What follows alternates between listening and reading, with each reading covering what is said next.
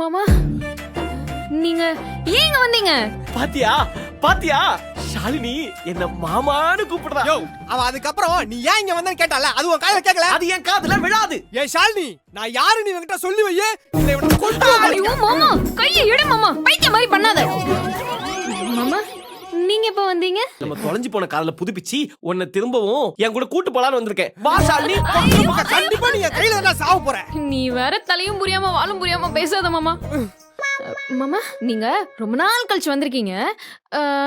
Tea குடிக்கிறீங்களா இல்ல coffee? ஏய் முதல்ல உன மாமா கூப்பிட்டு நிப்பாட்டு. ஷாலினி எனக்கு டீ வேணும், அதுவும் ஸ்ட்ராங்கா சக்கரை தூக்கலா ஏலக்க போட்டு.